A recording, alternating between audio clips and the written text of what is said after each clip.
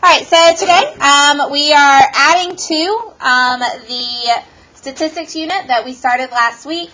Please remember that the vocabulary, this starts at number 10 for a reason. Why does this start at number 10? Carson?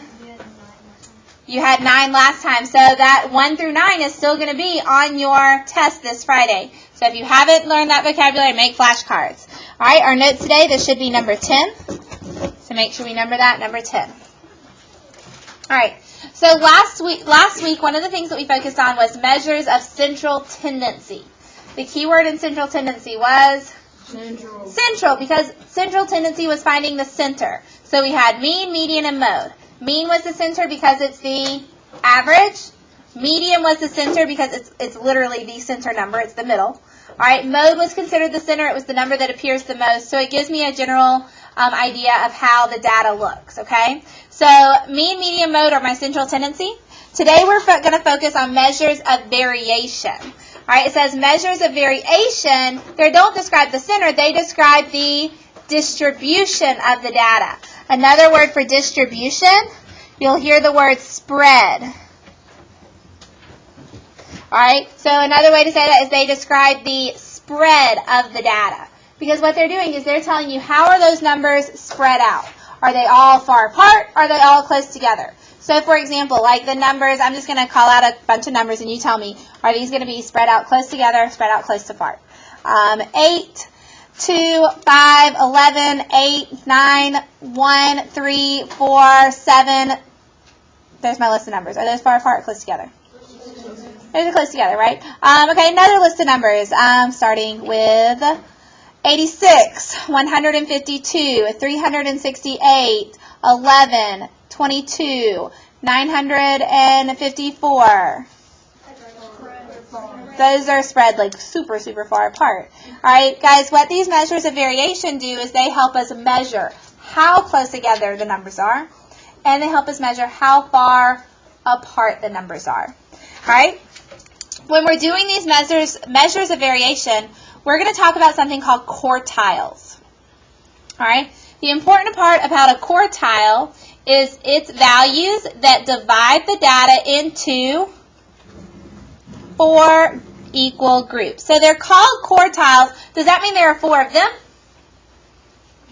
No, but they split up the data into 4 different groups. Okay, so quartile, quarter, 4, we know all those numbers go together, right? Okay, so a quartile divides the data into 4 equal groups. All right, when we're talking about quartiles, there are actually 2 quartile values that are important to us. One's called the lower quartile, and one's called the upper quartile. All right, and I'm going to kind of show you the way all of these work. Actually, let's go ahead and underline, and then I'll show you the way they work. All right, the lower quartile, what does it say it is? The median of the lower half. You'll see that? Then for upper quartile, it says it's the median of the upper half. Now, guys, here's my question for you. If I have a lower half and an upper half, what do you think split my data in the middle so that I have a lower half and an upper half? What split my data in the middle so that I have a lower half and an upper half? Luke? The median. The median. So, guys, the lower quartile is a median. The upper quartile is a median. But the main thing we're going to have to find before we do any of that is the actual median, okay? So, guys, I'm going to kind of show you how that's going to work. All right, I'm just going to do circles. All right, we know that our circles would represent what numbers are going to be in a minute, okay? So let's see. I'm going to do, you don't have to write this down. This is just so you have a general idea. I found that this kind of helped. 1, 2, 3, 4, 5, 6, 7, 8, 9, 10, 11. Okay. Oh, I did that really little. There we go. All right, so here are my dots. I have 11 dots. So that would be the same as me having 11 numbers in my data set, okay? Well, we know, what is it that splits my numbers in the middle? What number is that called? The median. So the first thing, guys, we're going to do is we're going to come in and we're going to find the median. So this number in the middle is called the median. Do y'all agree with that? We learned that last, correct? All right. Now, guys, y'all notice when I split that up, I have the left side. This is going to be my lower side. And I have the right side, which is going to be my upper side. Okay? Now, guys, if I look at this lower side, how many numbers are in the lower half? 5. Do y'all see that? There are 5 numbers there. Okay? So, can I find the lower quartile? Can I find the median of those 5 numbers on the bottom? Yeah. So, with my dots, it's going to be that number in the middle. So, this would be my LQ. That's my median of the lower part.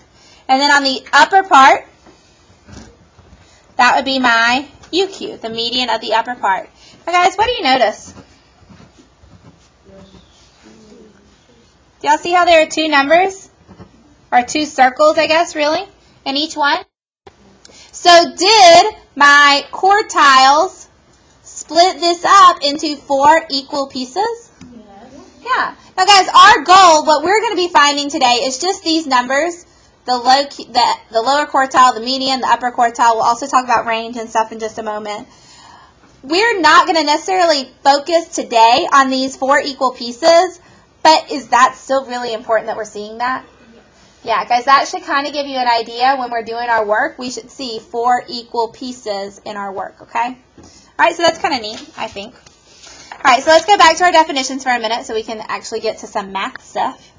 Interquartile range. Now, we talked about the range. Just what's the regular range? The regular range, Braxton? The distance from the smallest number to the biggest number. And the way we find it is we do the big number minus the small number. So big minus small. Now, guys, here for the inner quartile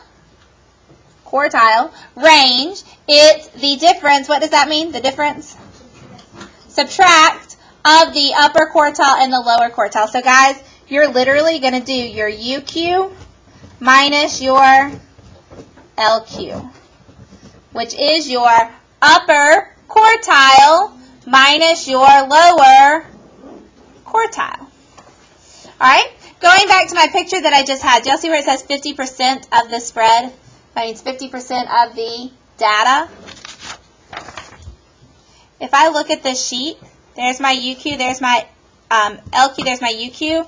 Do y'all think, I don't have it over here, do y'all agree that this right here would be 50% of that data? Yeah. Yeah. And if I look over here, well, that's 50%, that's 50%. Each of these is 25%. This is going to be really important next week when we start talking about box and whisker plots, that we recognize that each of these little pieces is 25% of my information, of my data. All right. The last word we're going to focus on today, it says an outlier is a value that is much higher or much lower than other values in a set of data. So, for example, an outlier.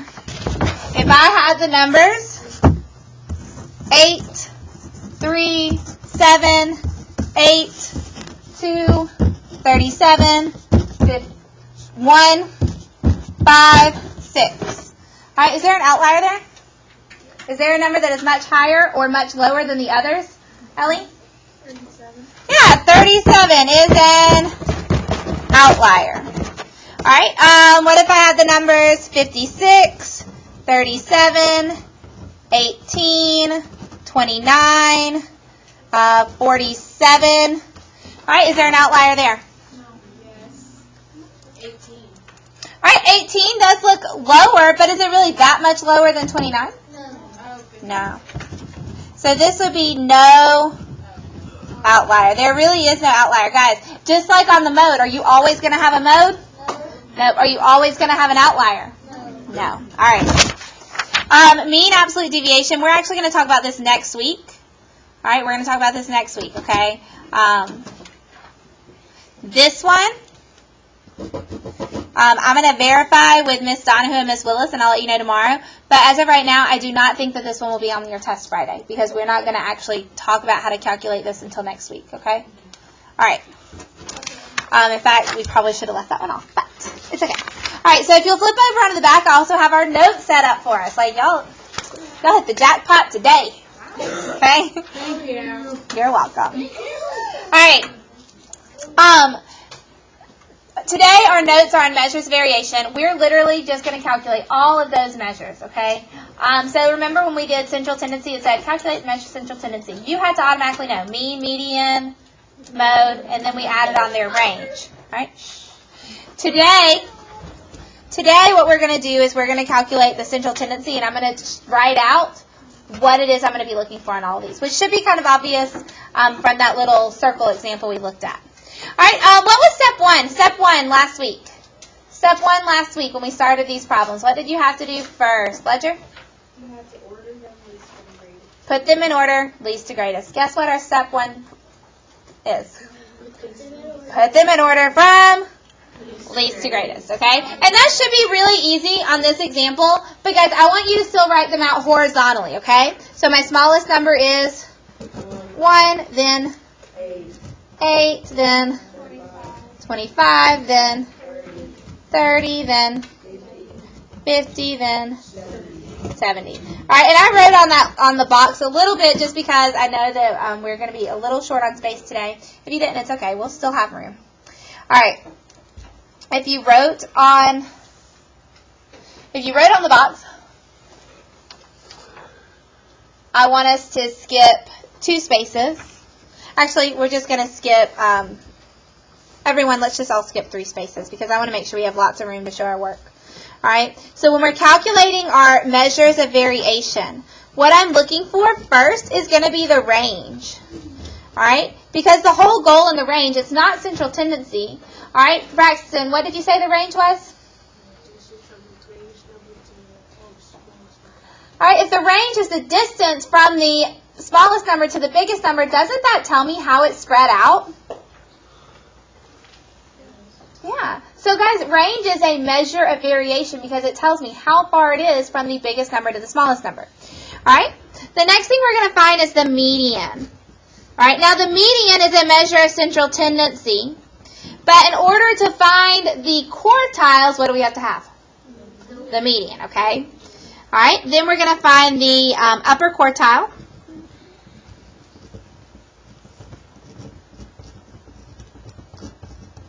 For your notes, I do want you to write that out just so that we're getting that terminology in our head. On your homework, though, if you want to use the term UQ, I'm okay with that. All right. We're also going to find the lower quartile, which would be LQ in our homework if we want to.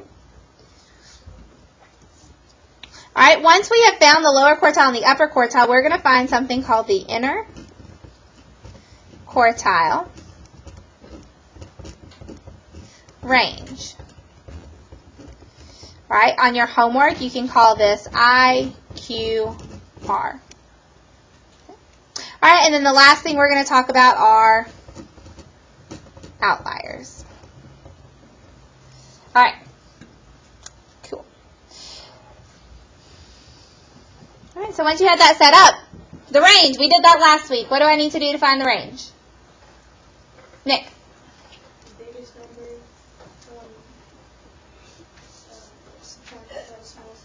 The biggest number minus the smallest number. So in this case, my biggest number is 70 minus the smallest number, which is 1. So my range, 69. I'm going to put a circle around that just so that I know, hey, there's the range. All right? The median. We did that last week. How am I going to find the median? So?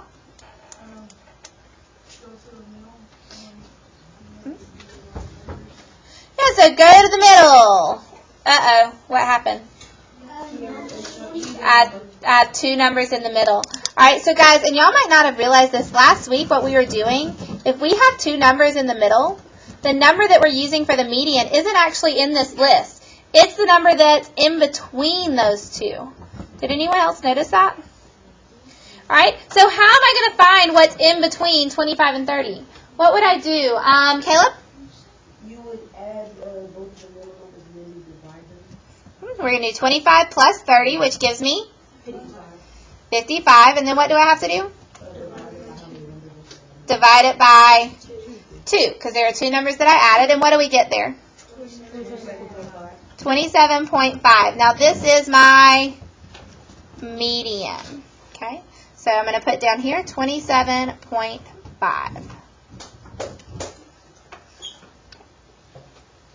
All right, median. So now we got to find our upper quartile. So when I'm looking at my upper quartile, am I looking to the left or to the right?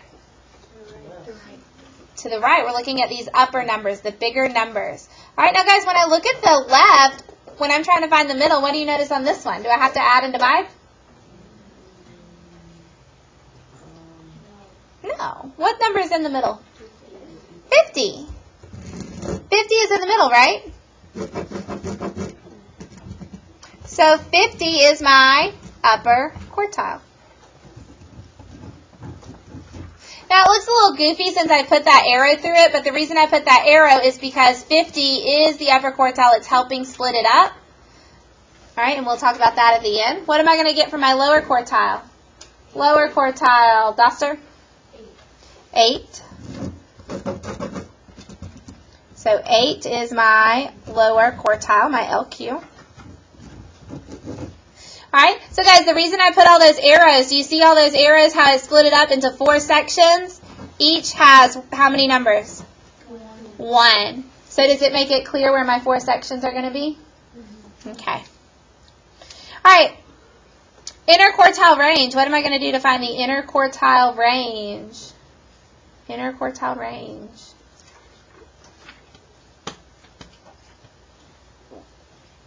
What do we think?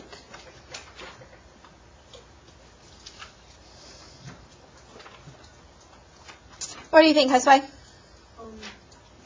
We're gonna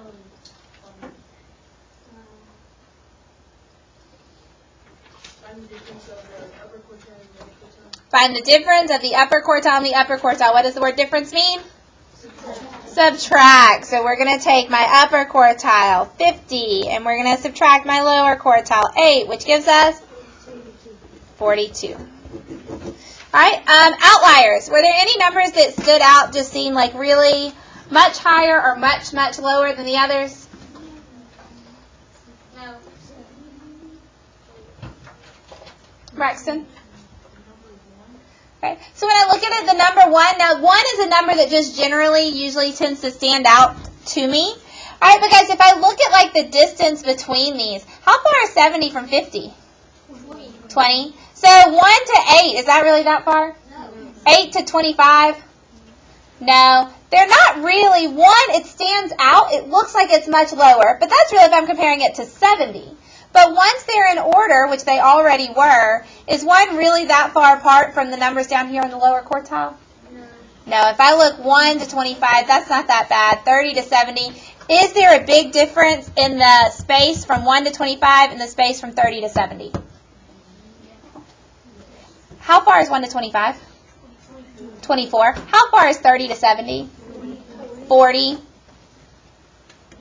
It's a little bit different, yeah, but guys, if we're looking at all these numbers and they're between 7 apart and 20 apart, that's not, guys, they're spread out. They're spread out far apart. It's not that 1 is super far apart from the others, it's that all of those numbers are spread out far apart. Okay, Nick? Oh, what would you want, like, us to be an estimate test for the outliers? None. There's no outlier here. No, but I mean, like, if we were doing this and if it was 50 to 70, like, you said what is what? Okay, so the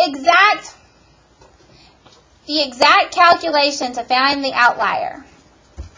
You need to multiply, is it the median? No. You need to multiply your interquartile range. We're going to do 42 times 1.5. 42 times 1.5, I think it gives me 63 or something close to that. Y'all got a calculator? Check me real quick. 42 times 1.5, what is it? Quickly, y'all wanted to know this. Quickly. 63. Thank you, 63. Okay, I just wanted to verify. So it's 63.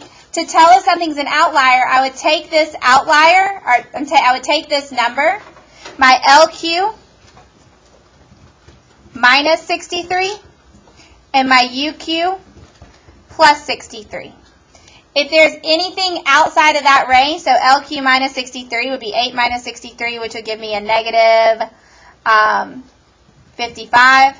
My UQ would be 70 plus 63, which would give me a positive 133. It would be 133. Wouldn't it be 50 plus 63? Oh, thank you, UQ, sorry, thank you, I was looking at 70. You're right, it would be, sorry, you're right, 50 plus 63, which would be 113. Okay. So if I had anything lower than negative 55, that would be an outlier. If I had anything higher than 113, that would be an outlier. Guys, I'm not asking y'all to do this calculation. I'm just asking you to look and see, is there a number that is extremely different than the others? Okay? None of these numbers are extremely different. One stands out, but one stands out because it's the number 1. All right? Not because it's super far apart. All of these are between 15 and 20 steps apart. Okay? All right. We're going to look at the next one. Kind of one of the things that I kind of joke about is an outlier should jump out at you. Okay?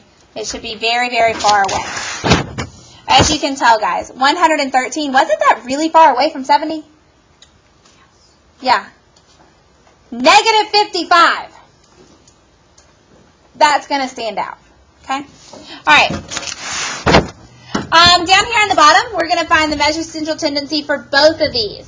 Guys, please, this is 2 separate rooms. This is room A. This is room B. I cannot put all of these numbers into one problem because they're 2 separate data sets, okay? They're 2 separate data sets. So let's start over here with room A.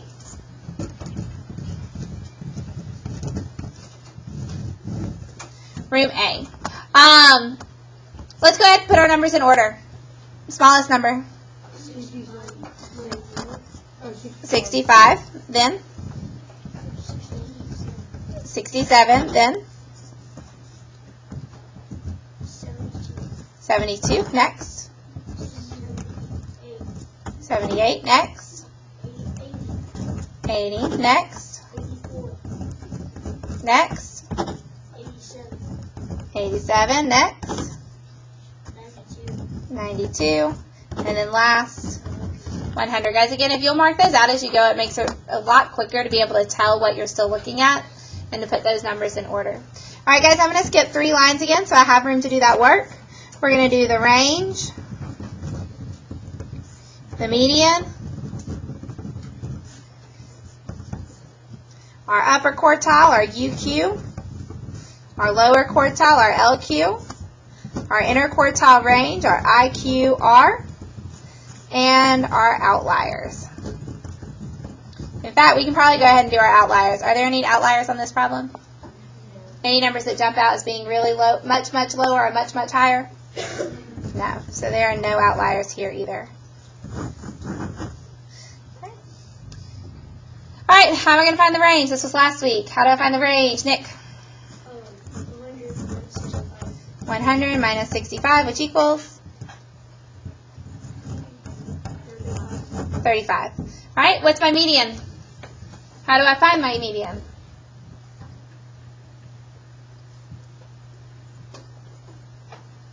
Kara, what's my median going to be here?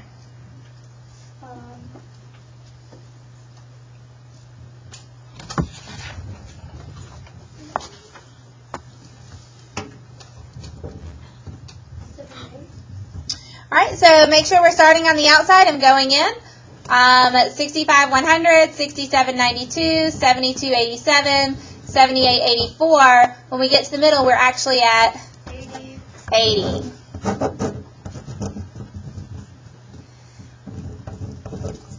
So 80 is my median. All right. What about my UQ, my upper quartile? UQ, upper quartile. Remember, that's the median of the upper half. Nick? Wait, so when you do 87 plus 92? Yeah, so when I look at this upper half, there are 4 numbers, so I end up with 2 in the middle. So we've got to find what's in between those 2. So we do 87 plus 92, which gives me 87 plus 92, which gives me 179. Then when we divide that by 2, we get 89.5. All right, which is my UQ. 89.5. All right, LQ. How do I find my LQ? Allie, clear? You go past the median backwards and find the middle between 78 and 65. Okay, so we need to find the middle between 78 and 65, and when we try to find that middle, we end up with 2. So what do I have to do here?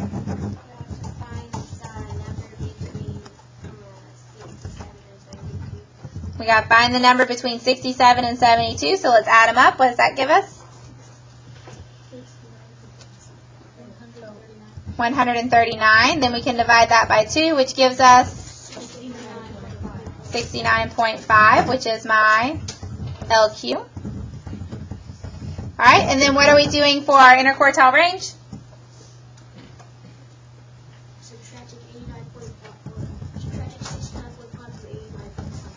Subtracting 89.5 minus 69.5, which gives me 20. Sorry, I was writing 20, and then I heard yours 20. 89.5 minus 69.5 gives us 20. All right? All right, so guys, we've done room A. We still got to do room B. All right, guys, where it says compare and contrast, we're going to focus on that tomorrow, all right? For today, we're just doing our calculations, practicing that. All right, so for room B, I'm going to actually have to calculate that down here. Room B. All right, let's put those in order. What's my smallest number? 63. What's next? 65. What's next? 73. Next. 79. Next. 81. Next. 83. Next. 87. Next. 93. 93, and then 98. All right, and mine got really close, so. All right, again, I'm going to skip 3 lines just because I feel like 3 lines gives me the best amount of workspace. And we're doing our range, our median, our UQ, our LQ, our interquartile range, our IQR, and our outliers.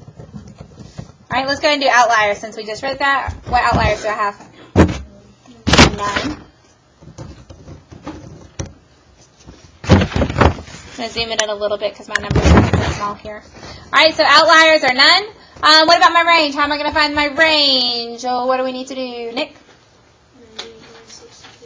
98 minus 63, which gives me? 35. What about my median? Middle number, what's my middle number? 81.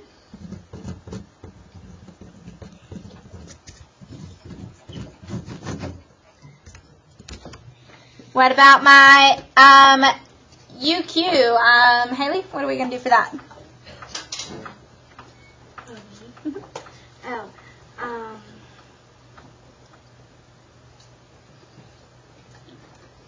The upper quartile.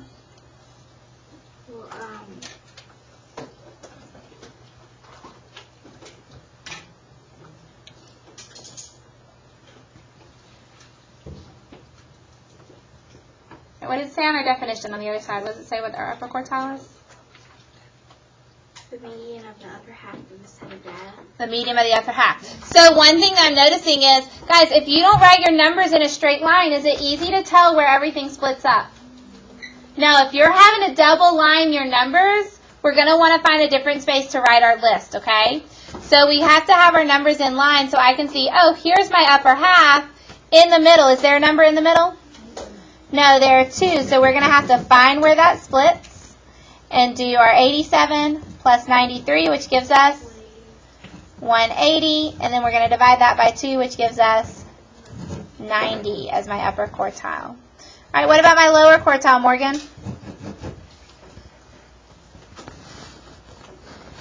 What do I need to do for my lower quartile?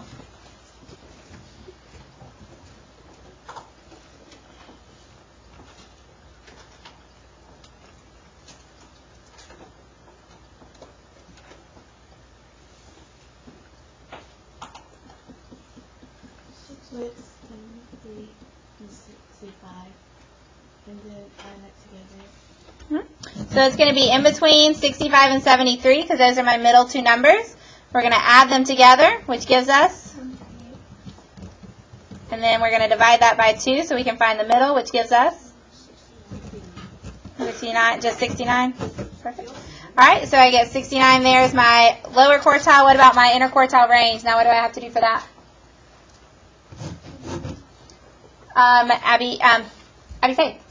We'll have to subtract 90 and 69. 90 minus 69, which gives me 21. Okay. All right, guys, that's what we're going to be doing on our homework tonight.